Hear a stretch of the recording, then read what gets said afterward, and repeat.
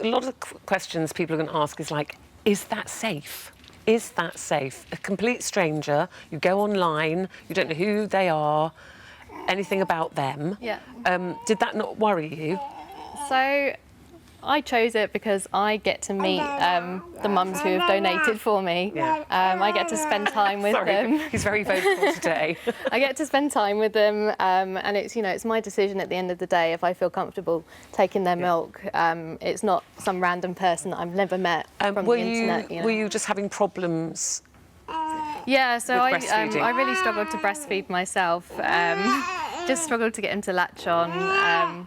It's just, you think it will come naturally, but for me it really didn't. But why was it so important for you then to have breast milk? You know, a lot of mothers would say, well, you know, we've all had problems, so many of us had problems. I don't drink cow's milk myself, Right. So it felt strange to give it to my baby. I think Leo's a bit... He's a bit jumpy now. He's looking very interested in the camera.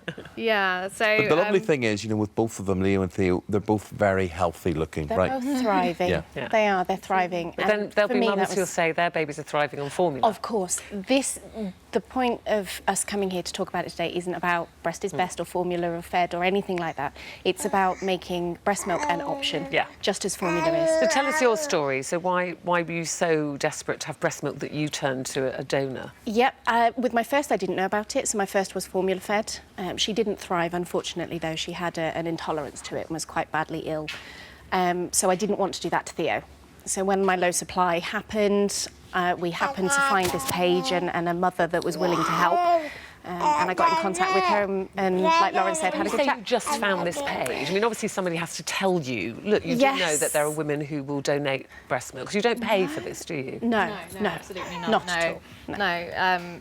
There are people, you know, who do try to sell it, but I think that's all, you know, for the wrong reasons. What we've been doing is I've met some ladies who have excess milk, and they've been kind enough to express it for me so that I can give it to my son because I was unable to make enough milk. So you go meet absolutely. It's all about spending time with them, getting to know them a bit, making sure you're comfortable, you know, using their milk. It's a gut feeling, isn't it? Yeah, absolutely.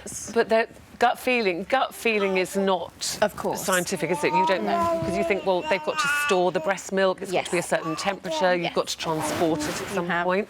Were you not concerned about that, contamination? It's questions that you ask the mother. Yeah. You go, I had a look at where she stored the breast milk. Lucky for me, my mother donates to a neonatal unit anyway.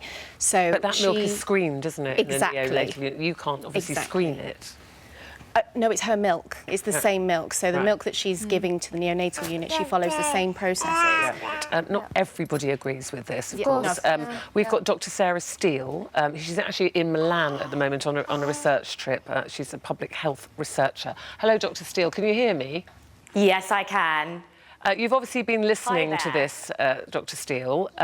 What would you like to contribute to that? What do you think about women donating breast milk, particularly people that you don't know, that you've met online? Look, I think there's a really critical issue around the bacterial, viral and even toxicity risks. The two ladies that you'd spoken to there have both detailed that they've taken some measures to kind of avert some of the risks of milk from strangers. But the really critical thing here is that when milk is going to a licensed milk bank, there's 16 of those in the UK, they're not just instituting protocols around collecting and storing the milk, they're also testing it and really critically, they're pasteurising it. And that process actually goes towards killing some of the really dangerous bacteria we found in samples of milk we obtained from online in our studies. And in those samples that you've tested and you have found bacteria, what would be the consequences of a mother giving her baby that milk? I mean, to be completely honest with you, it varies by the age of an infant, but for a very early-aged infant who's not yet developed a robust immune system, it can be really dangerous. Some of these bacteria can lead to serious field-borne illness and even really bad consequences if the infant gets very ill. It could lead to death, and there were cases of contaminated milk in the United States in the past, in different circumstances, that have made babies very, very ill, and one actually died.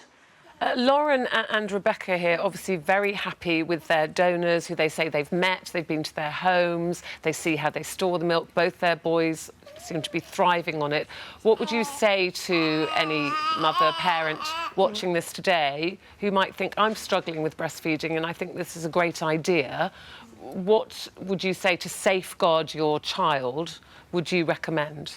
It's really critical that people consider with their healthcare and their multi-professional team the full set of choices that they have before them. Ultimately, we know that a mother's own milk is the best thing, but that's not always possible. And so what they need to do is engage with their lactation consultants, engage with their healthcare professionals, talk about what the best options are, because it will vary by child, especially for a medically ill child or a very young infant. The risk is just really very high of getting milk online, especially if you're buying it, which was one of the examples your two ladies gave. But if you're peer-to-peer sharing, it's just really clear that you need to talk to your doctors. We don't have enough information at the moment. One of the things that we're saying to the Department of Health is there needs to be some really clear guidelines.